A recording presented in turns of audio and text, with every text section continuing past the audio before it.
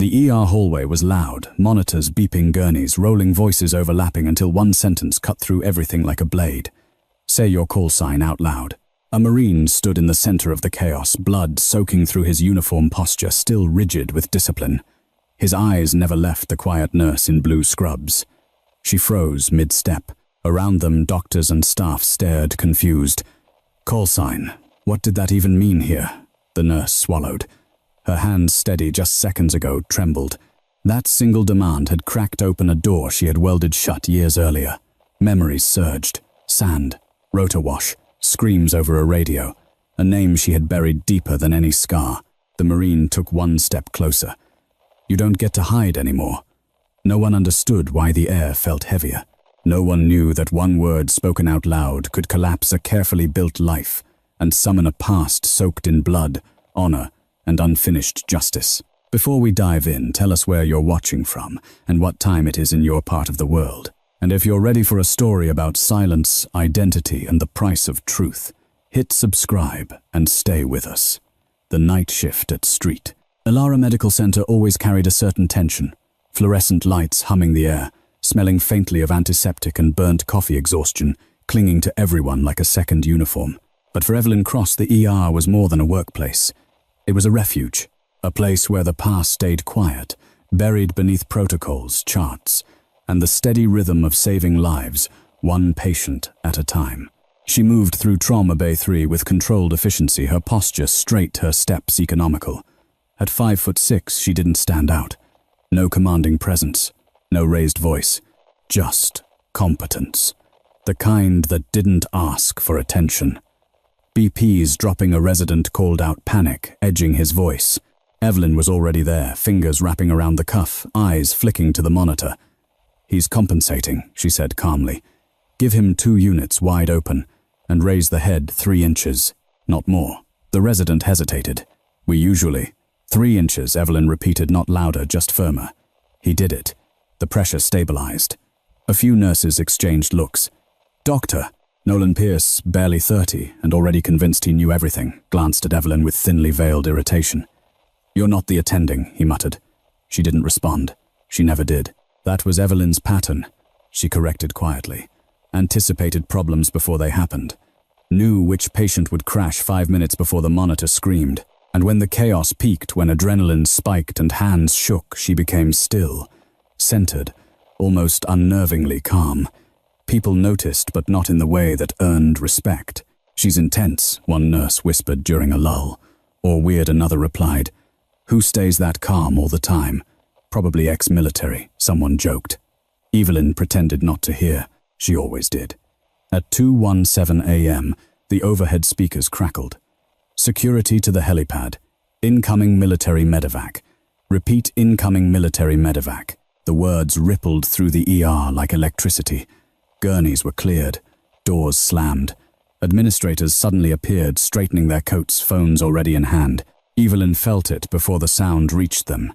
Her spine stiffened. Then came the low, unmistakable thud, thud, thud of rotor blades, cutting through the night air. The vibration crawled down the walls into the floor, into her bones. Her breath caught. For half a second, just half the ER wasn't an ER anymore. It was dust and heat and a sky split open by noise. It was radios screaming coordinates. It was the smell of iron and burning fuel. It was hands slipping in blood that wasn't hers. Evelyn closed her eyes. Not now. She forced the memory back down deep and practiced like she had 1,000 times before. When she opened her eyes, her face was neutral again, controlled, but the Marine being rushed through the automatic doors saw the flicker. He was tall, broad-shouldered, his camo torn and darkened with blood along his left side. His jaw was clenched, teeth bared not in pain but in restraint. Medics shouted vitals. Wheels screeched. As they passed Trauma Bay 2, his gaze snapped sideways, locked, straight onto Evelyn. She felt it like impact. His eyes widened just slightly. Recognition flared there, sharp and unmistakable. His breathing hitched not from the wound but from certainty. "You," he rasped. The gurney didn't stop. Evelyn didn't move. But inside, something cracked. Dr. Pierce barked orders oblivious. "We'll take him in." 4. Prep for exploratory surgery. The Marine twisted his head despite the medic's protests. No, he growled. I want her. Pierce scoffed. You're bleeding internally. You don't get to pick your nurse. The Marine's eyes never left Evelyn. Yes, I do. A murmur spread. Administrators hovered closer. Security shifted uneasily. Evelyn finally stepped forward, her voice steady but low. I'll assist, she said. Not volunteering. Not refusing. Just stating fact. Pierce opened his mouth to object, then stopped. Something in her tone gave him pause. He didn't know why. As they wheeled the Marine into Trauma Bay, Evelyn scrubbed in silence. The smell of antiseptic filled her lungs. She focused on the ritual. Hands, nails, forearms. Count the seconds. Keep the past locked. The Marine watched her from the gurney eyes, tracking every movement. You still do it the same way, he said quietly. She didn't look at him. Please conserve your energy. A corner of his mouth twitched. Still, giving orders. She met his gaze, then briefly. Just long enough for him to see the warning there. Don't. But he did. You disappear for 8 years, he murmured as monitors beeped around them. And I find you here, playing civilian. Her jaw tightened. You're mistaken. He laughed softly, then winced as pain flared. You always said that when things got uncomfortable. Pierce frowned. Do you two know each other? No, Evelyn said instantly. Yes, the Marine said at the same time. The room went still. Evelyn adjusted an IV with unnecessary force. Focus on the procedure, she said, eyes on her hands. The Marine's voice dropped rough with something heavier than pain. They never cleared your name. Her breath faltered. They let you take the fall, he continued. And you just vanished. Stop, she said, barely above a whisper. Pierce stared between them. What is he talking about? Before Evelyn could answer, the Marine grabbed her, wrist weak but intentional. His grip was warm, real. Say it, he said. She froze. Say your call sign out loud. The words landed like a detonation. For a moment, the ER ceased to exist. Evelyn saw 12 faces, dirty, exhausted, trusting. She heard her own voice over the radio, calm, even then issuing orders no one else could. She felt the weight of a decision that had saved lives and ended her career. She pulled her hand free. There is no call sign, she said, voice flat. Not anymore. The Marine studied her eyes, burning with something like disappointment and resolve. That's where you're wrong. Outside the trauma bay, another set of doors opened. Heavy footsteps echoed down the hall, the kind that didn't belong to hospital staff. Evelyn didn't turn around, but she knew. The past wasn't done with her yet. The doors to Trauma Bay 4 slid shut with a pneumatic hiss, sealing Evelyn Cross inside a space that suddenly felt far too small. Doctor. Nolan Pierce snapped on his gloves, irritation flickering across his face. We're losing time, he said. Let's focus. The Marine lay back against the gurney, jaw, clenched breath, shallow but controlled. The monitors told a clear story: internal bleeding, compromised lung, a body running on discipline and stubborn refusal to quit. Evelyn read it all in a glance. Left flank, she said quietly. Shrapnel trajectory curves downward. Watch for a secondary tear near the diaphragm. Pierce shot her a look. We haven't even scanned yet. You will, she replied, and you'll find it exactly where I said. The words were calm, not arrogant. Certain. Pierce hesitated, then motioned for imaging. When the scan came up seconds later, the room went silent. The tear was there. Pierce didn't acknowledge it, but something shifted in his posture. Prep for chest tube, he ordered. Evelyn moved without being told, already laying out the instruments, her hands precise, economical. She didn't rush. She never rushed. Under pressure, she slowed down just enough to make everything count. The Marine watched her with open recognition, now no longer bothering to hide it. You still hate bright lights, he said softly. She ignored him. Always said they messed with your depth perception, he continued. Preferred working under flares. Her hand tightened around the forceps. Pierce looked up sharply. Enough, he snapped. You're sedated if you keep talking. The Marine's eyes flicked to him, assessing. Measuring, then back to Evelyn. They told me you walked away, he said. That you couldn't live with what happened. Evelyn leaned closer, voice low enough that only he could hear. If you want to live through the next 10 minutes, you'll stop. For a split second, something like respect crossed his face. Still issuing ultimatums, he murmured. Outside the bay, the ER hummed with speculation. Administrators whispered urgently near the nurses' station. Security hovered closer than usual. A military medevac was one thing, but a wounded Marine demanding a specific nurse by sight, that was another. Hospital Director Martin Hale stood with his arms crossed, jaw tight. He didn't like surprises, and he especially didn't like federal attention. "Who is she?" he asked one of the charge nurses. The nurse hesitated. "Evelyn Cross. Been here 3 years. Night shift. Keeps her head down." Hale frowned. "Background clean," the nurse said. "As far as we know." Hale's eyes flicked toward the trauma bay. "Find out more." Inside, the procedure was underway. Blood pressure stabilized. The chest tube relieved the pressure on the lung. The Marine exhaled tension, easing just a fraction. "Still got it," he said hoarsely. Evelyn stepped back, removing her gloves. "You're stable," she said. "For now." He caught her wrist again, not with urgency this time, but intent. "They never held the hearing," he said. "They buried it." Her pulse thudded under his fingers. "Let go," she said. He did, but not before leaning closer. "You think staying quiet keeps them from winning. It doesn't." She turned away. Pierce cleared his throat. "We'll move him to ICU once transport arrives." As if summoned by the words, the trauma bay doors opened.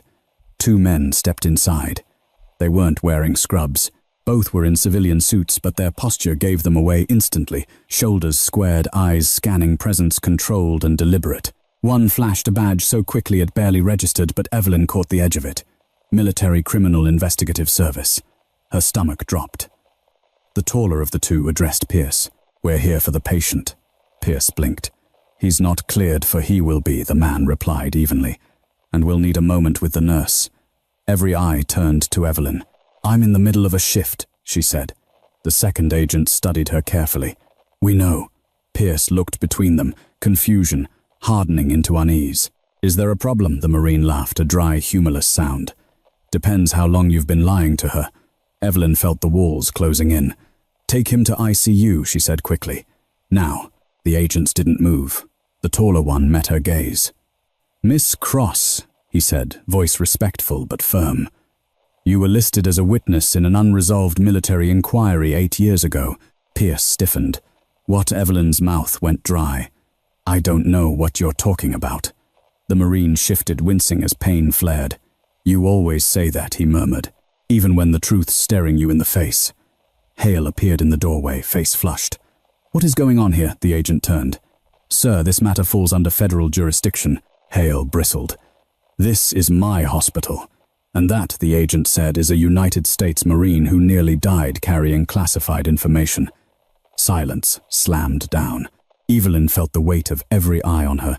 She wanted to disappear, to fold herself back into anonymity, into the quiet rhythm of night shifts and unasked questions. But the past didn't care what she wanted. The Marine's voice cut through the tension, steady despite everything. "You don't get to hide behind scrubs anymore, Evelyn." She closed her eyes. A memory surfaced, unbidden, her younger self helmet, heavy hands slick with blood that wasn't hers, radio pressed to her ear as she made a call no one else would. A call that saved 12 lives. A call that broke the rules. A call that made her expendable. When she opened her eyes, the ER lights felt harsher than ever. "I didn't ask for this," she said quietly. The Marine met her gaze unflinching. "Neither did I. But here we are." The agent stepped closer. "We're not here to arrest you," he said. "We're here because new evidence surfaced. And because someone refused to let your files stay buried." Evelyn's chest tightened.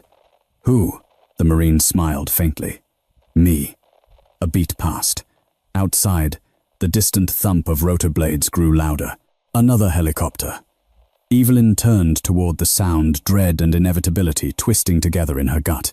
Whatever she had buried was clawing its way back to the surface, and this time it wasn't asking permission. The second helicopter's presence wasn't subtle. Its rotors didn't just thrum in the distance, they pressed down on the hospital like a physical weight rattling, ceiling panels vibrating through glass and steel. Conversations in the ER stalled mid-sentence. Monitors kept beeping, but even those sounds felt muted beneath the steady, unmistakable rhythm of military machinery overhead. Evelyn Cross stood frozen near Trauma Bay, her pulse matching the cadence of the blades. She didn't have to look at the agents to know they were paying attention to her reaction. Another medevac hospital director, Martin Hale, demanded, forcing calm into his voice. The taller agent shook his head slightly. No, sir. That answer landed harder than if he'd shouted. Inside the ICU corridor, nurses slowed their pace. Security straightened. Wordless instincts kicked in, the kind people only developed around authority they didn't fully understand. Evelyn felt it too. This wasn't about the Marine's injuries anymore. Move him, Pierce said sharply, breaking the silence. ICU now. The agents stepped aside at last. The gurney rolled past them, wheels squeaking softly. As the Marine was pushed through the doors, his hand slipped off the railing long enough to brush Evelyn's sleeve. Not an accident. You always knew this day would come, he said quietly. She didn't answer. Once he was gone, the ER seemed to exhale all at once. Noise rushed back in orders, barked, phones ringing, carts moving. But the tension didn't dissipate. It clung. The shorter agent turned to Evelyn. We need to talk. She nodded once. No argument. No questions. Hale interjected, his authority bristling. I'll be present for this conversation. The agent met his gaze evenly. With respect, sir, this doesn't concern hospital administration. Hale's jaw tightened. Everything that happens in my building concerns me. Evelyn spoke before the standoff could escalate. It's fine, she said. I'll go. Hale stared at her. Evelyn, you don't have to. Yes, she replied, finally meeting his eyes. I do. They walked down a quieter corridor toward an unused consultation room. The walls were bare, the lighting harsh. No windows, no escape routes. Evelyn noticed everything automatically: angles, distances, exits, even as she hated herself for it. Old habits didn't die. They waited. Inside the room, the agents closed the door. My name is Daniel Reeves, the taller one said. This is Mark Leland. Evelyn folded her arms. If you're here to tell me I violated protocol 8 years ago, you're late. Reeves studied her carefully. You remember the mission. Of course I do, she replied. I remember every second. Leland slid a thin folder across the table. It stopped inches from her hands. Then you remember who ordered the withdrawal. Evelyn's eyes flicked to the folder, then away. I remember being told to leave wounded men behind. Reeves leaned forward slightly. And you refused. She swallowed. I delayed. You disobeyed a direct command, Leland corrected. Yes, the word was flat. Honest. Why? Reeves asked. Because 12 men were still breathing. Because the math was wrong. Because doing nothing would have been easier. Because it was the right call, Evelyn said simply. Silence stretched. Leland opened the folder. Inside were photographs, grainy time-stamped images of a desert extraction zone. Redacted text. A flight log. A report stamped incomplete. The officer who gave that order, Reeves said, was promoted 3 months later. Evelyn laughed quietly without humor. Of course he was. And you, Leland continued, were labeled unstable, emotionally compromised. Her lips pressed together. They said you panicked, Reeves added, that you broke under pressure. Evelyn's voice dropped. I held pressure on a femoral artery for 19 minutes while coordinating air support under fire. Reeves didn't flinch. We know. She looked up sharply. We know because the men you saved never stopped talking, he said. And because the Marine in ICU refused to let it go. The weight in her chest grew heavier. So why now, she asked. Why dig this up? Leland exchanged a glance with Reeves. Because evidence resurfaced. Because there was a recording. Evelyn's blood ran cold. That's impossible. Reeves slid another item across the table, a small sealed evidence bag. Inside it was a damaged radio unit. Her breath caught. I destroyed that, she whispered. You thought you did, Reeves said. Turns out one of your team kept it, just in case. Evelyn leaned back the room, spinning slightly. If that comes out, she said, it doesn't just clear me, it exposes him. Yes, Reeves replied. Which is why it was buried, and why, Leland added, people would prefer it stay that way. The implication hung in the air. Evelyn stood abruptly. I'm done with this, she said. I've built a life. I save people. Quietly. That should be enough. Reeves didn't move. Is it? She hesitated. Because every time a rotor passes overhead, he continued gently, you flinch. Her shoulders tensed. You don't sleep through the night, Leland said. You keep emergency gear in your trunk. You never sit with your back to a door. Evelyn stared at them. You've been watching me. We've been respecting your wish to stay invisible, Reeves corrected. Until someone forced the issue, she knew who he meant, and now she asked. Reeves's gaze was steady. Now the Marine wants you to testify. Evelyn shook her head immediately. No, he won't proceed without you, Leland said. That's his problem. It becomes yours when the truth dies with you, Reeves replied. The door vibrated suddenly, just a faint tremor, but unmistakable. The helicopter was directly overhead now. Evelyn closed her eyes. 8 years ago, she had made a choice under fire. She'd known the cost then. She'd paid it in silence, in exile, in nights that never fully rested. But hearing her call sign spoken aloud, that was different. That wasn't about survival. That was about reckoning. A knock sounded at the door. Reeves opened it to reveal a uniformed officer dress, blues medals catching the harsh light. His presence sucked the air from the room. Miss Cross, he said respectfully. The Marine is awake. Evelyn's heart pounded. He's asking for you, the officer added. And he's not asking quietly. She met Reeves's eyes. I won't say it, she said. Not for him. Not for anyone. Reeves nodded once. Understood. She stepped past them into the corridor. As she walked toward the ICU, the hum of the helicopter faded, replaced by something else, anticipation thick and electric. Staff parted as she passed, curiosity burning in their eyes. Whatever happened next wouldn't stay contained. The Marine had pulled on a thread, and the entire story was beginning to unravel. The ICU was quieter than the ER, but the silence there carried more weight. Machines breathed for people who couldn't. Curtains whispered as nurses moved between beds. Every sound felt amplified, as if the room itself were listening. Evelyn Cross paused just outside the Marine's bay. She hadn't been back in this kind of silence in years, not the kind wrapped around a wounded body that refused to quit. It pressed against her ribs, familiar and unwelcome. Inside, the Marine lay propped slightly upright tubes and wires tracing the outline of his injuries. His face was pale, but his eyes were sharp. Too sharp for someone who should have been resting. He smiled when he saw her. Took you long enough, he said. She stepped in and let the curtain fall closed behind her. You should be asleep. You always hated when people told you that, he replied. Said sleep was a luxury. That was a different life, she said. He watched her carefully. Was it Evelyn moved to the monitor more for something to do with her hands than because it needed adjustment? His vitals were stable for now. She checked the IV rate, the oxygen saturation, the chest tube seal, everything in order. You brought investigators into my workplace, she said without looking at him. You put my job at risk. I put the truth at risk, he corrected. Big difference. She turned to face him. You don't get to decide that for me. His expression hardened, not angry but resolute. I don't get to live with knowing they erased you. They didn't erase me, she said. I walked away. He let out a breath that turned into a short, bitter laugh. That's what you tell yourself so you can sleep. Her jaw tightened. You remember that ridge? He asked suddenly. 2 miles east of the extraction point. She didn't answer. Sun coming up. No cover.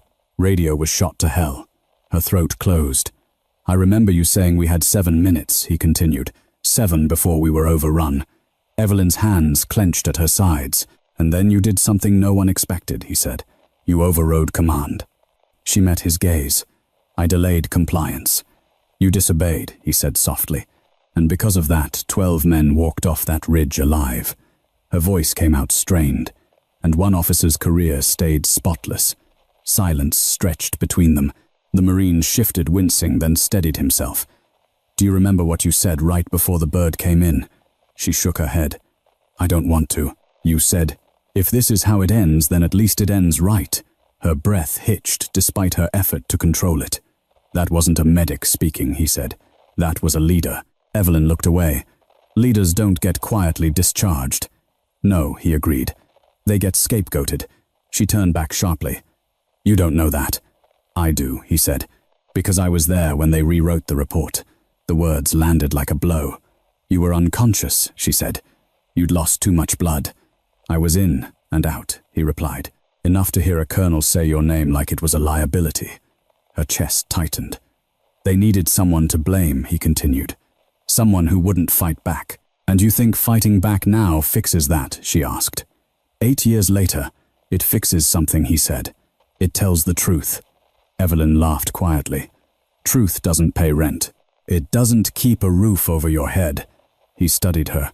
Is that really why you stayed quiet? She didn't answer. Outside, the bay footsteps slowed. Voices dropped. People were watching, listening. The ICU staff didn't know the details, but they felt the gravity of the moment. They always did. You know what else I remember, the Marine said. She closed her eyes briefly.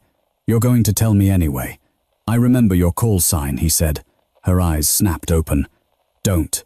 You earned it, he continued. You didn't pick it. It was given to you. Stop, she said, voice barely above a whisper. He leaned forward as much as the monitors allowed. They said it because you never froze. Not once, even when everything went wrong. Evelyn's pulse pounded in her ears. That name doesn't belong here, she said. Not in this place. It belongs wherever you are, he replied. The curtain rustled slightly. A nurse paused on the other side, clearly torn between professional boundaries and raw curiosity. Evelyn lowered her voice. You don't understand what happens if I say it. I understand exactly what happens, he said. You stop carrying this alone. She shook her head. You don't know the cost. I know the cost of silence, he said. I've been paying it too. The words cut deeper than she expected. For years he continued. Every time someone asked about that mission, I said your name. And every time they told me to let it go. She stared at him. Why didn't you? Because you didn't, he said simply. Her composure cracked just slightly. Before she could respond, the curtain pulled back. Hospital Director Martin Hale stood there, flanked by 2 security officers. His smile was tight, professional, and strained. I'm sorry to interrupt, he said, but this conversation is becoming disruptive. Evelyn turned toward him slowly. I'm with a patient who's drawing federal attention, Hale replied, which reflects on this institution. The Marine scoffed. That's what you're worried about. Hale ignored him, eyes fixed on Evelyn. We ran an expanded background check, he said. Things came up. Her stomach dropped. Why? She asked. Because investigators asked us to, Hale said. And because transparency matters. She almost laughed. You failed to disclose prior military service, Hale continued. At a level that appears classified. Evelyn's voice was calm, but her hands shook. I disclosed what I was permitted to. Hale's smile thinned. That's not how our legal department sees it. The Marine's eyes burned. You're threatening her. I'm protecting my hospital, Hale shot back, which may require placing her on administrative leave. The words echoed in the small space. Evelyn felt something settle inside her. Not fear, not anger, but clarity. So this is it, she said quietly. After everything, I'm still the problem. Hale hesitated just a fraction. Evelyn, this doesn't have to become complicated. The Marine spoke before she could respond. It already is. Hale turned on him. You will not dictate policy here. No, the Marine said evenly. But I will dictate truth. He looked back at Evelyn. They're forcing your hand. She met his gaze, searching his face for doubt. There was none. Outside, the distant sound of boots echoed down the corridor, measured, deliberate. Not hospital staff. Evelyn felt it in her bones. Reinforcements. Hale's expression shifted as he heard it too. What now? He muttered. Evelyn took a slow breath. Whatever came next, there would be no more hiding.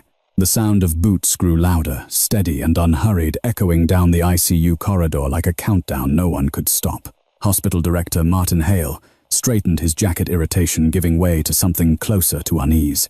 He glanced toward the doorway again, then back at Evelyn Cross, as if reassessing a risk he had badly miscalculated. This conversation is over, Hale said, forcing authority into his voice. Security, clear the area. The 2 hospital security officers shifted uncertainly. They were used to handling agitated families, not situations wrapped in federal silence and military presence. The Marine's lips curved into a humorless smile. You might want to wait. Hale bristled. Excuse me. Before the Marine could answer, the curtain was pulled back again. This time it wasn't a hospital employee.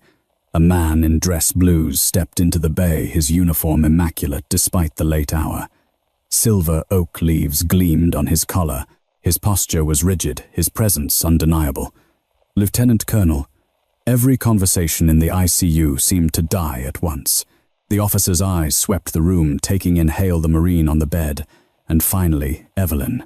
When he spoke, his voice was calm but carried the unmistakable weight of command. Miss Evelyn Cross, he said. I'm Lieutenant Colonel Aaron Whitaker, United States Marine Corps. Evelyn felt the room tilt slightly. Hale opened his mouth. Colonel, this is a medical. Whitaker raised a hand, not looking at him. Director Hale, you'll have an opportunity to speak. Later. Hale fell silent. Whitaker turned back to Evelyn. You've been difficult to locate.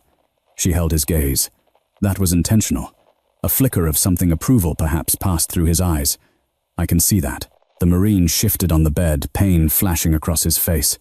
Told you she wouldn't make it easy. Whitaker allowed himself a small nod. You never did. Evelyn's pulse quickened. Why are you here? Whitaker didn't answer immediately.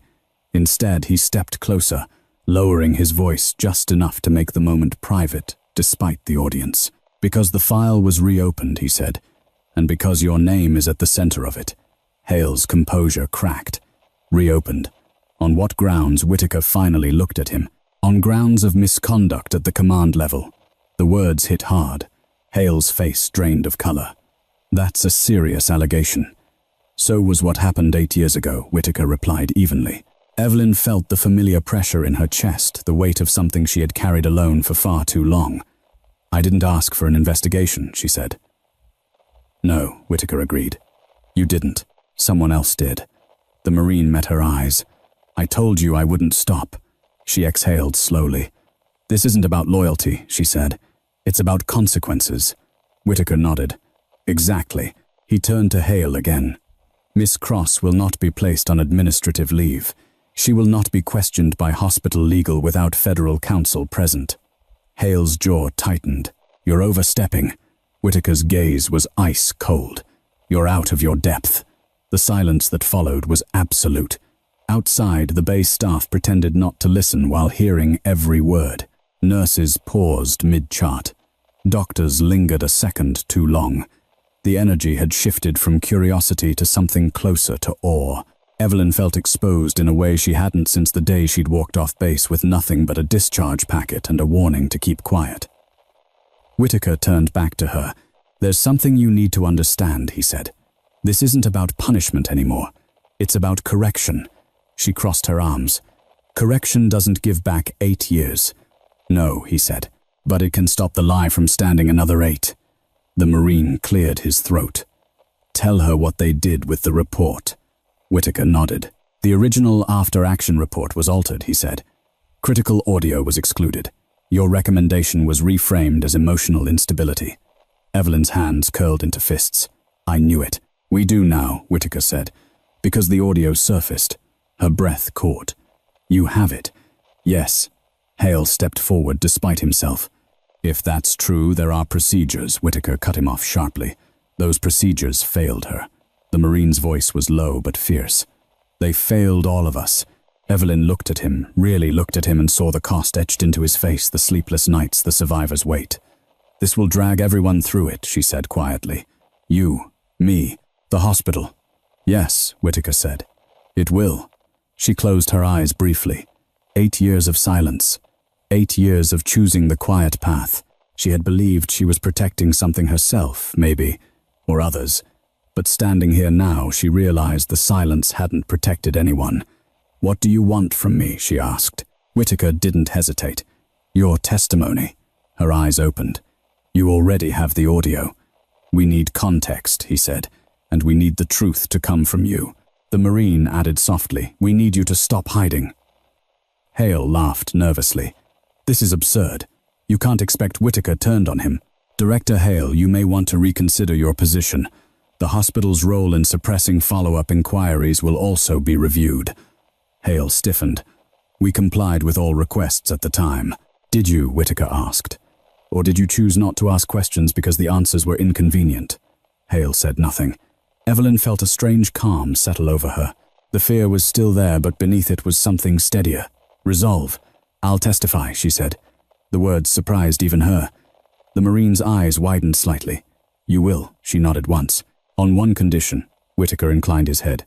Name it. This doesn't become a spectacle, she said. No press. No grandstanding. Whitaker considered. I can't promise zero exposure.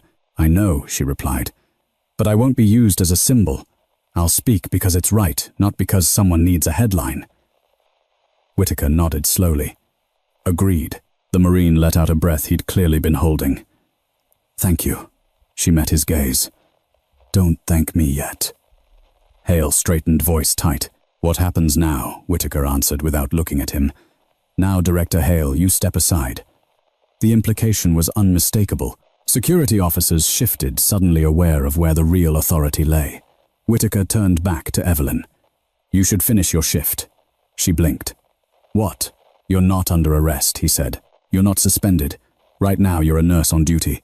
A faint smile tugged at her lips. "That's all I ever wanted to be." He nodded. "For now." As Whitaker and Hale exited the bay, the Marine watched Evelyn carefully. "You okay?" he asked. She considered the question. "No," she said honestly. "But I will be." He smiled, genuine this time. "That's the answer I was hoping for." She reached for the curtain, then paused. "You know this changes everything." "Yes," he said. "It always was going to." Evelyn stepped out into the ICU corridor. Conversations resumed in hushed tones as she passed. The looks had changed, less judgment, more uncertainty, maybe even respect. She went back to work. But the past was no longer waiting quietly behind her. It was walking beside her now, and the reckoning was just beginning. By dawn, the hospital no longer felt like neutral ground. Word had spread, not in clear sentences, not with facts, but in glances, pauses, and the way conversations stopped when Evelyn Cross walked past. The ICU doors whispered open and closed behind her as she moved between patients, her focus sharp, her expression unreadable. But inside, everything was loud. Every step echoed with memory. Every overhead announcement scraped against her nerves. She had agreed to testify, and the moment she did, the fragile balance she'd built here cracked. She felt it most in the way people watched her now. Dr. Pierce no longer questioned her instructions. He didn't even argue. He simply followed them, eyes flicking to her face with something like restrained awe. A few nurses whispered behind gloved hands. Security lingered closer than before, unsure whether to protect her or from her. Evelyn ignored it all. She always did. In the ICU, the Marine Staff Sergeant Lucas Reed was awake again, sitting more upright, pain-controlled but not gone. He watched the ceiling as if counting tiles, his jaw set. "You should be resting," Evelyn said, checking his chart. "So should you," he replied. She adjusted his IV. "You're not my commanding officer." He smiled faintly. "Never was." She hesitated. "You said my name." He glanced at her. "In the trauma bay, yes. I meant it," he said. "They erased it from reports, not from us." She swallowed. "Don't do that." "Do what? Turn this into something heroic," she said. It wasn't. Lucas's eyes hardened. "You dragged 12 men out of a kill zone after command gave up on us." She shook her head. "I delayed an order. You rewrote the outcome," he corrected. She looked away. Before either of them could speak again, the ICU doors opened. Lieutenant Colonel Whitaker entered with Daniel Reeves from MCIS. Their presence snapped the air tight. Miss Cross, Whitaker said quietly, "We need a word." Evelyn nodded and followed them into the hallway past, nurses pretending not to listen. "There's a complication," Reeves said. She folded her arms. "There's always a complication." Whitaker met her gaze. "The officer who altered the report has counsel. He's pushing back." Evelyn felt a dull pressure behind her eyes. "Of course he is. He's claiming your decision compromised operational integrity," Reeves continued. "That your delay endangered the unit." "And the men who walked out alive?" she asked. Whitaker exhaled slowly. "That's where it gets political." Evelyn's lips pressed together. "You said this was about correction." "It is," Whitaker said. "But correction requires daylight." Her stomach tightened. "What kind of daylight?" Reeves didn't answer immediately. "There will be a formal inquiry," he said. "On record." Evelyn closed her eyes for a brief second. She had known this was coming, had felt it in her bones the moment the helicopter landed. Where she asked, "Here," Whitaker replied. "At the hospital." She stared at him. "You're holding it here. This is where the incident resurfaced," he said, "and where witnesses are present." "Witnesses," she echoed. Whitaker nodded. "Hospital staff, military personnel, administration." Her pulse spiked. "You're turning my workplace into a courtroom." "I'm turning it into a place where the truth can't be redirected," he said evenly. Evelyn's voice dropped. "You promise no spectacle." "I promise no grandstanding," Whitaker replied. "This isn't about theater. It's about accountability." She wanted to argue, but she knew it wouldn't change what was already set in motion when she asked. "Tonight," Reeves said. The word hit harder than expected. Tonight meant no time to brace, no time to prepare excuses, no time to retreat. Whitaker watched her carefully. "You don't have to speak if you're not ready." Evelyn met his gaze. "If I wait, I'll never be ready." A beat passed. Reeves nodded. "Then we'll proceed." As they turned to leave, Evelyn stopped them. "One more thing." Whitaker looked back. "I will not be framed again," she said. "Not by rank. Not by procedure." Whitaker's expression softened just slightly. "That won't happen." When they were gone, Evelyn leaned against the wall, exhaling slowly. Across the corridor, Martin Hale stood near the nurse's station phone pressed to his ear. His eyes flicked to her, then away. He looked smaller than he had the night before. Cornered. The balance of power was shifting and he felt it. By evening, the hospital's main conference room had been cleared. Chairs arranged, security posted discreetly at the doors. No press, no cameras, just people and the truth waiting between them. Evelyn stood near the back as staff filed in. Nurses she'd worked beside for years. Doctors who had dismissed her. Administrators who had never really seen her at all. Lucas was wheeled in last, still in hospital attire but upright alert. When he saw her, he nodded once. Steady, supportive. Whitaker stood at the front of the room, uniform, immaculate voice, calm as he opened the inquiry. He outlined the mission, the conflicting reports, the resurfaced audio. Murmurs rippled through the room as the recording played static gunfire, a younger version of Evelyn's voice cutting through chaos with clarity and command. She felt every eye turn toward her. When the recording ended, silence followed. Thick, expectant. Whitaker looked at her. "Miss Cross," he said. "Do you recognize that transmission?" "Yes," she replied. "Is it yours?" "Yes." "Would you explain the decision you made?" Evelyn stepped forward. Her heart hammered, but her voice was steady. She explained the terrain, the injuries, the timing, the risk. She didn't embellish, didn't defend. She just told the truth. When she finished, the room was utterly still. Then a voice cut in, sharp, controlled. "And under what authority did you override command?" A man stood near the front, older, decorated. The kind of officer whose presence bent rooms. The one she hadn't seen in 8 years. Evelyn felt the old anger flare, but she held it down. "I didn't override," she said calmly. "I delayed." The man's eyes narrowed. "Semantics." "No," she replied. "Judgment." He took a step closer. "Say your call sign out loud." The words echoed too familiar, too loaded. Evelyn felt the room close in. Lucas's gaze locked onto hers, steady and unwavering. This time the demand wasn't whispered. It was public. And if she spoke that name, there would be no retreat. She drew in a slow breath. The conference room felt smaller with every breath Evelyn Cross took. The man who had spoken, Colonel Raymond Hawthorne, stood with his hands clasped behind his back, dress uniform, flawless medals catching the overhead light. He had not changed much in 8 years.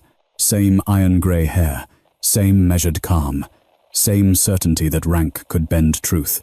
"Say your call sign out loud," Hawthorne repeated, his voice smooth, practiced. For the record. Every sound in the room seemed to recede, the hum of the lights, the faint scrape of a chair, the distant whine of a cart rolling down a hallway somewhere far away. Evelyn could feel the eyes on her, dozens of them waiting. She swallowed. This was different from the ER, different from the ICU.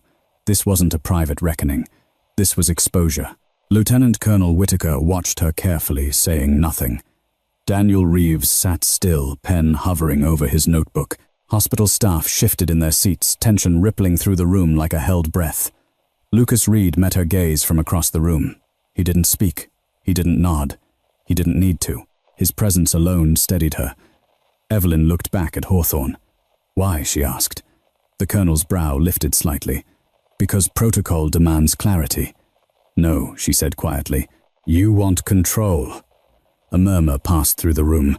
Hawthorne's jaw tightened. "You are not in a position to challenge me, Miss Cross." Evelyn felt something cold settle in her chest, not fear but resolve. "I was," she said. "Once." Hawthorne took a step closer. "Then prove it." Whitaker shifted, but before he could intervene, Evelyn raised a hand. "I'll answer," she said, "but not the way you want." She turned to the room. To everyone here, she began, her voice steady despite the pounding of her heart. You've heard the recording. You've heard my voice. What you haven't heard is what came after. She took a breath. The smell of coffee and recycled air mixed with something older in her memory, sand and cordite and blood. We were ordered to extract, she continued. 2 wounded were deemed non-viable, left behind. A few people gasped softly. I had eyes on them, she said. They were alive. One had a collapsed lung. One had arterial bleeding. Both were conscious, Hawthorne interjected sharply. And the mission parameters did not include abandoning living men, Evelyn said, her tone firm.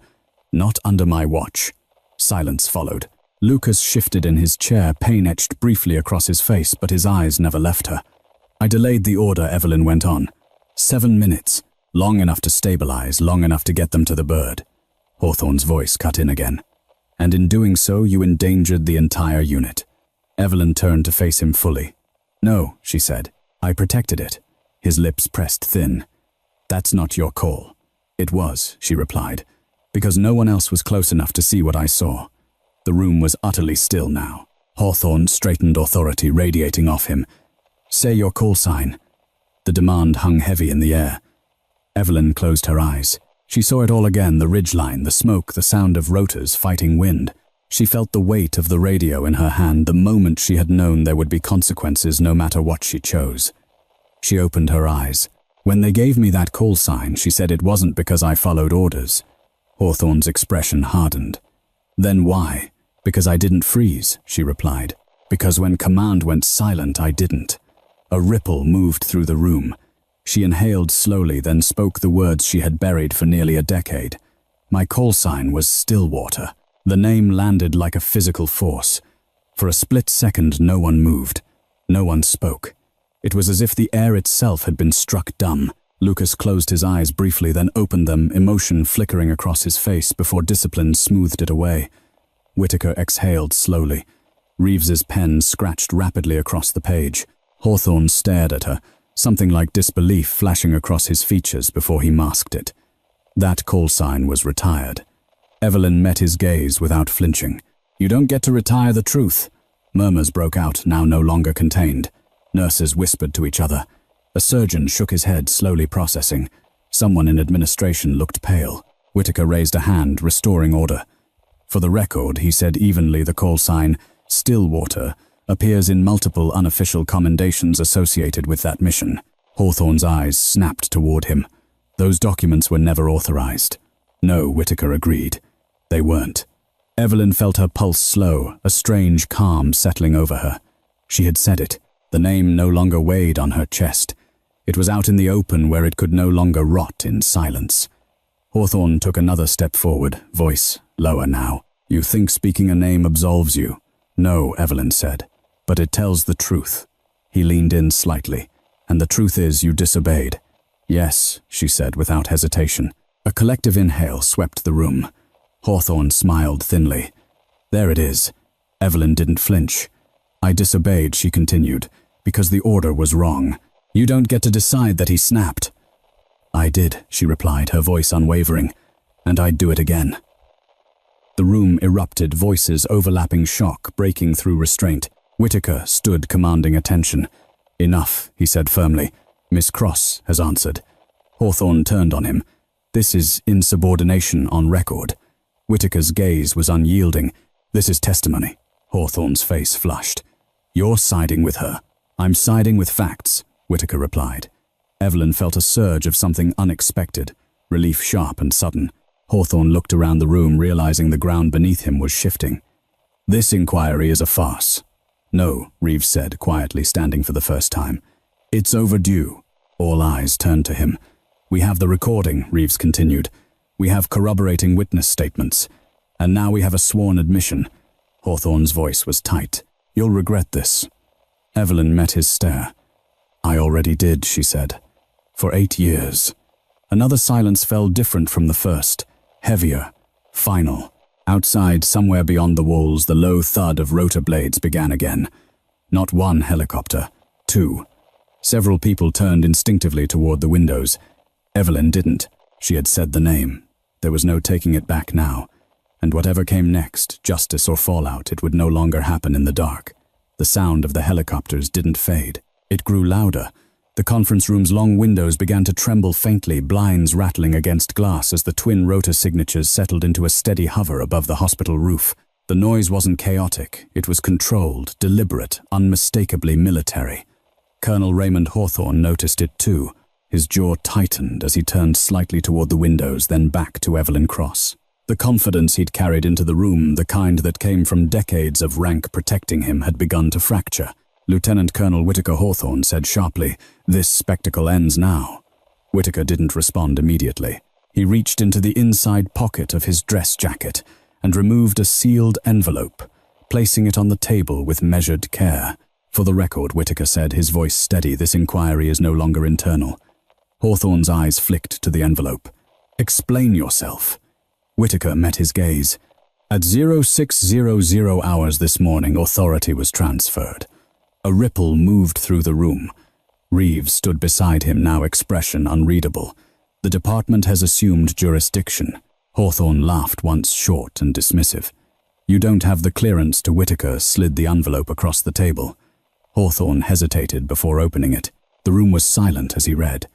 Color drained from his face. "What is this?" Hale demanded from the back of the room, unable to contain himself any longer. Whitaker answered without looking at him. "A directive. Effective. Immediately." Hawthorne's voice was tight. "This is irregular." "Yes," Whitaker agreed. "So was altering an after-action report to protect command." Hawthorne looked up slowly, eyes burning. "You're accusing me." "I'm informing you," Whitaker said calmly, "that you are relieved pending investigation." The words landed like a detonation. Gasps broke out across the room. Someone swore under their breath. Hale took an unconscious step backward. Hawthorne's composure cracked completely. "You can't do this!" Whitaker didn't raise his voice. He didn't need to. "I just did." The door at the back of the conference room opened. Two Marines in service uniforms stepped inside, posture, rigid faces, expressionless. They didn't rush. They didn't threaten. They simply existed with quiet authority. Hawthorne stared at them, disbelief flickering into fury. "This is a setup." Lucas Reed spoke from his seat, voice hoarse but steady. "No, sir. It's accountability." Hawthorne rounded on him. "You, Reeves," cut in. "Staff Sergeant Reed is a decorated Marine whose testimony is now corroborated." Hawthorne scoffed. By a disgraced medic, Evelyn felt the word strike, but it didn't land the way it once had. She stepped forward. "I was never disgraced," she said evenly. "I was silenced." Hawthorne turned toward her, eyes sharp. "You broke the chain of command." "Yes," Evelyn replied. "And men lived because of it." He sneered. "You think that makes you a hero?" She held his gaze. "No, it makes me responsible." The room stilled. Whitaker gestured subtly to the Marines.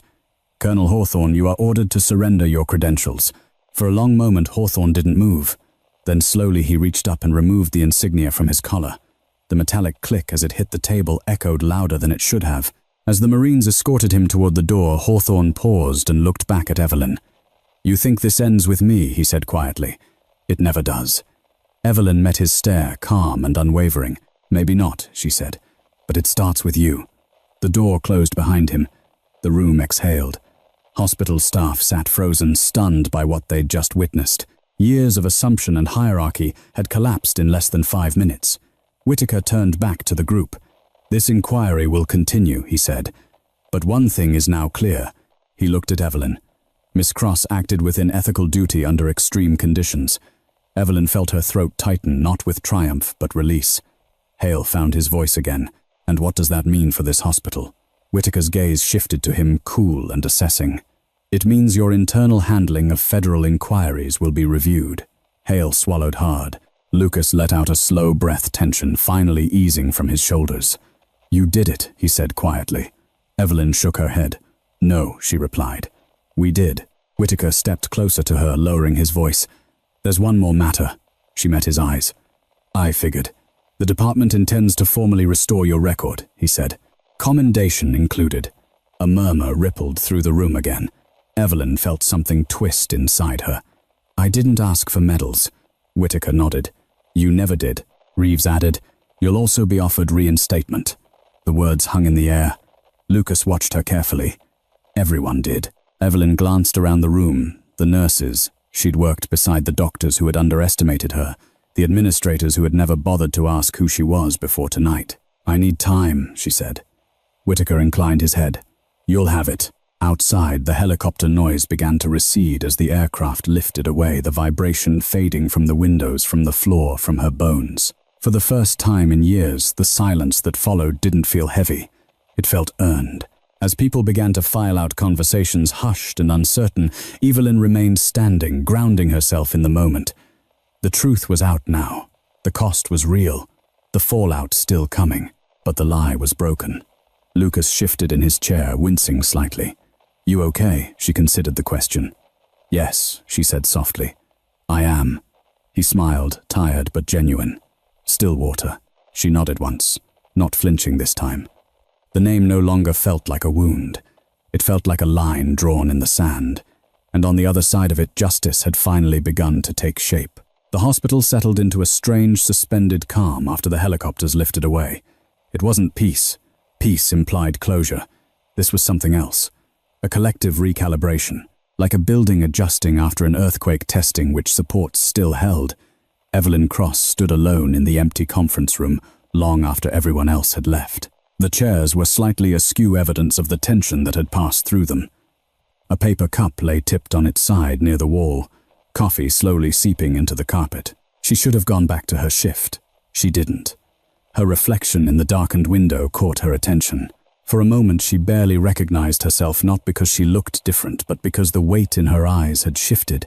The constant vigilance, the practiced neutrality, the invisible armor she'd worn for years, it was cracked. A soft knock came at the door. She turned to see Lieutenant Colonel Whitaker standing there, his jacket now unbuttoned, his posture a fraction less formal. "May I?" he asked.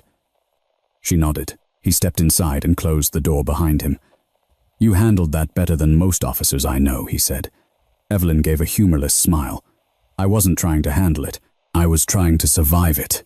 Whitaker nodded. "That's usually when people are at their best." She folded her arms. "So, what happens now?" He didn't answer immediately. He walked to the table, gathering the scattered folders into a neat stack, as if order itself mattered. "Now," he said, "there will be interviews, statements, a formal review board. And me?" she asked. "You'll be asked to testify again," he replied. "More than once." Her jaw tightened. "Publicly, yes." She exhaled slowly. "I didn't want that." "I know," he said, "but the truth doesn't always fit into private rooms." She looked away. "I didn't do this for recognition." "I know," he repeated. "That's why it matters." There was a pause. "And the hospital?" she asked. Whitaker met her gaze. "Director Hale will be cooperating, whether he wants to or not." A faint flicker of satisfaction crossed her face, quick, gone, almost as soon as it appeared. "Good." Whitaker hesitated, then added, "There's something else." She braced herself. "Of course there is." He reached into his jacket again and withdrew a single sheet of paper, placing it carefully on the table between them. "Effective upon review," he said, "your discharge status will be amended." She stared at the paper without touching it. "To what?" "Honorable," he replied. The word landed softly, but its impact was anything but. Evelyn felt her chest tighten, breath catching despite herself. "You're sure?" Whitaker nodded. "It should have been that way from the start." Her fingers brushed the edge of the paper, then pulled back, as if afraid it might disappear. "That doesn't erase what happened." "No," he said gently, "but it corrects the record." She closed her eyes. For years she had told herself that paperwork didn't matter, that titles didn't matter, that she didn't need validation from an institution that had failed her. But standing there now, she realized something she hadn't allowed herself to feel before. It hurt, and being seen, finally seen, mattered more than she'd ever admitted. A knock sounded again. This time, when the door opened, it was Lucas Reed, supported by a nurse, his movements careful but determined. "You're not cleared to wander," the nurse scolded quietly. Lucas smiled apologetically. "I needed a minute." Evelyn turned toward him. "You should be resting." "So should you," he echoed from earlier, then glanced between her and Whitaker. "Am I interrupting?" Whitaker stepped back. "I think my part's done for now." He nodded once to Evelyn. "We'll be in touch." When he left, the room felt different again, smaller, more personal. Lucas leaned against the table, wincing slightly as he shifted his weight. "You okay?" She studied him for a moment before answering. I think I am. Or at least, I'm starting to be. He nodded. That's more than you had yesterday. She gave a soft laugh. You didn't have to do this. Yes, he said simply. I did. She met his eyes. Why? He didn't hesitate. Because you stood between me and a body bag. Because you took the hit so the rest of us didn't. That was my job, she said. He shook his head. No, that was your choice. The words settled between them. You know, he added when they said your call sign today. I saw a few faces in that room change. I saw that too, she said. People realized they'd been standing next to something they didn't understand, Lucas continued. They always underestimate quiet. She smiled faintly. They always do. A nurse poked her head in. 5 minutes, she said to Lucas. That's all you get. Lucas nodded, then looked back at Evelyn. Whatever you decide next, military, civilian, something in between, you don't owe anyone an explanation. She considered that. I've spent 8 years thinking I did, she said. Maybe that's the part I need to unlearn. He smiled. Sounds like a plan. After he left, Evelyn returned to the window. The sky outside was beginning to lighten, the first hints of morning bleeding into the dark. Her phone buzzed in her pocket. A message from the charge nurse. If you're coming back on the floor, trauma, 2 needs help. Evelyn stared at the message for a long moment. Then she typed back, on my way. The ER was different now. Not in layout, not in routine, but in how people looked at her. Conversations paused when she passed, not with suspicion but with something closer to uncertainty, even respect. She moved through it all, with the same steady competence as before. A patient coded. She responded. Orders were shouted. She moved faster. Hands shook. Hers didn't. As she worked, she felt it. The quiet confidence returning not as armor but as truth. At the end of the shift, as she washed her hands one last time, Dr. Pierce lingered nearby. Evelyn, he said awkwardly. About before. She glanced at him. Yes, I was wrong, he said. About you. She considered him, then nodded once. I know. It wasn't forgiveness, but it was enough. As she stepped outside into the cool morning air, the hospital behind her, Evelyn paused and looked up at the sky.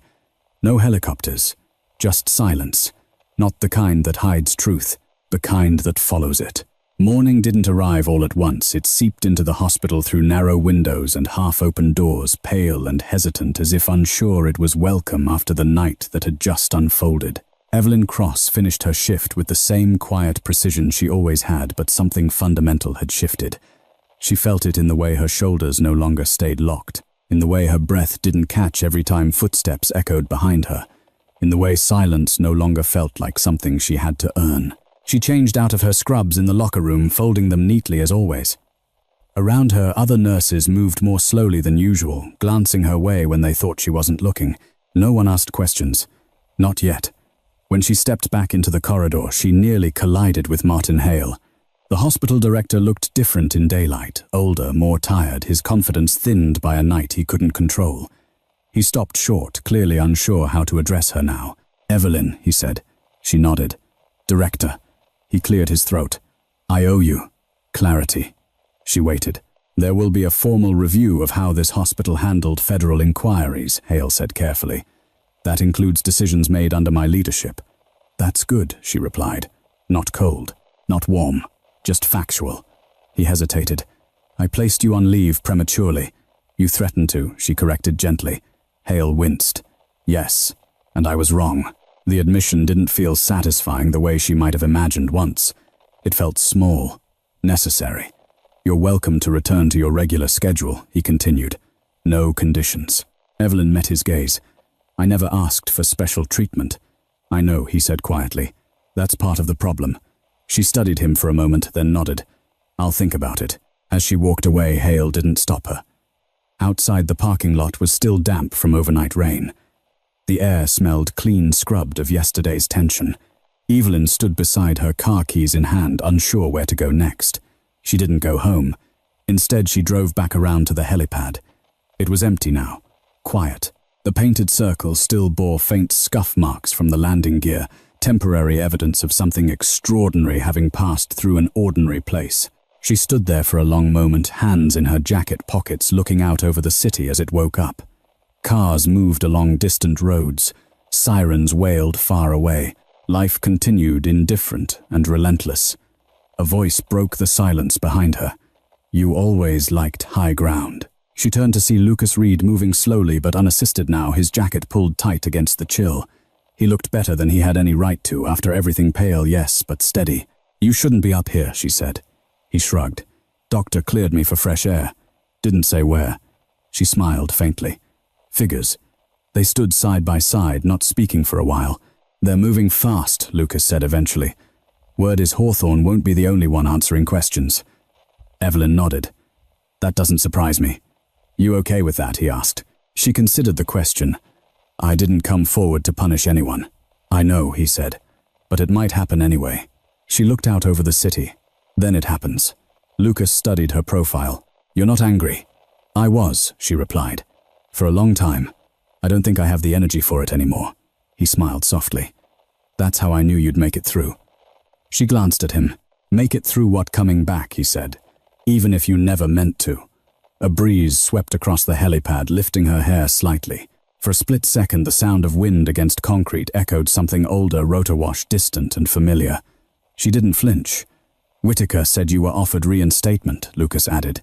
She nodded. "He did. And then I said I needed time." He chuckled quietly. "You always did." She met his eyes. "I'm not sure going back is the right answer." "For you," he clarified. "Yes." Lucas leaned against the railing carefully. "You saved lives here too. Different uniform. Same outcome." "That's what scares me," she said. "I got used to being invisible, to choosing who I was every day." He nodded. "The uniform never defined you." She looked at him. "Then why does it feel like it's asking me to choose? Because it represents something unfinished," he said. "Not who you are, but what was taken from you." The words settled heavily between them. Down below, an ambulance pulled into the bay, lights flashing briefly before shutting off.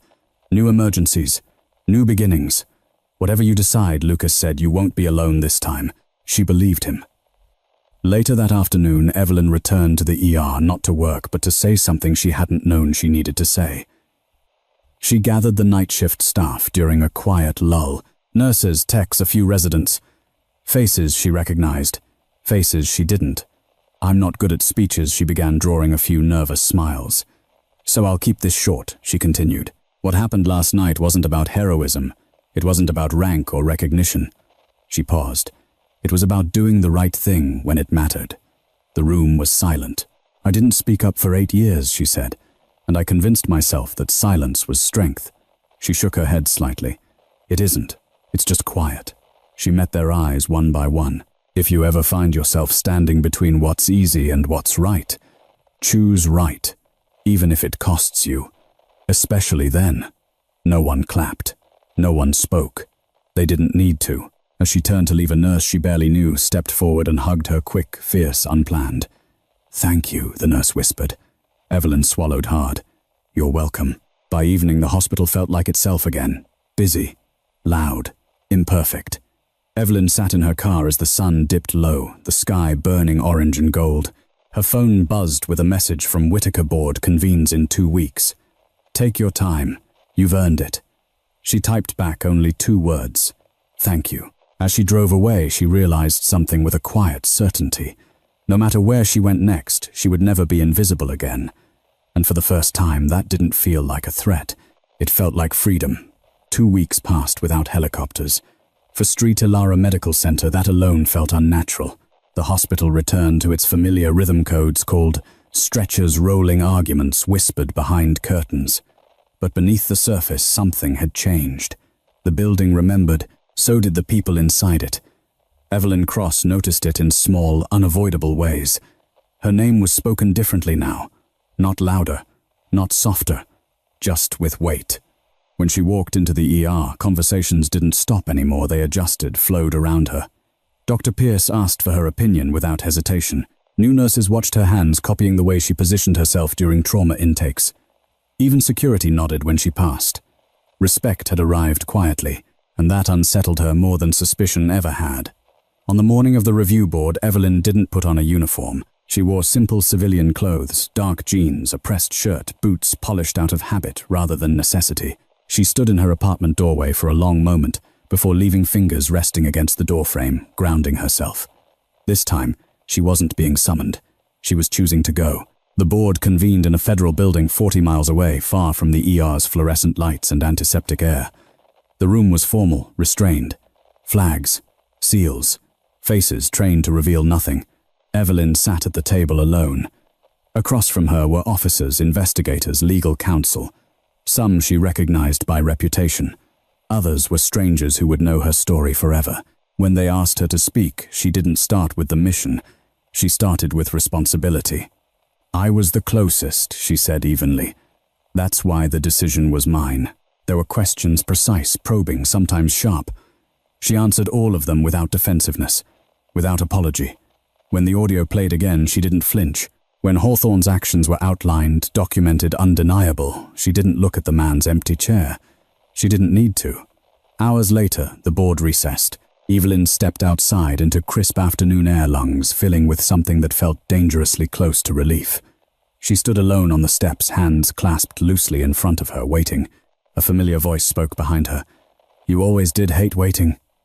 She turned to see Lucas Reed leaning on a cane. He pretended not to need posture, still unmistakably Marine. "You shouldn't be here," she said. He smiled. "Neither should you. Guess we both made a habit of that." She laughed quietly, surprised by how natural it felt. "They'll decide soon," she said. Lucas nodded. "They already have." She looked at him. "You don't know that." "I do," he replied. Because for once, the truth didn't arrive alone. When the board reconvened, the verdict was delivered without ceremony. Her record was formally restored. Her decision officially validated. The commendation delayed but intact, approved unanimously. When they asked her if she wished to be reinstated, the room waited. Evelyn took a breath. "I appreciate the offer," she said, "but I won't be returning to active service." A few brows lifted. She continued, voice steady. "Not because I don't believe in the mission, but because I've already found another way to serve." Silence followed, then nods. Respect, not disappointment. When she walked out of the building, the weight she'd carried for nearly a decade wasn't gone, but it was finally hers again. Back at Street Alara, the ER was in full swing.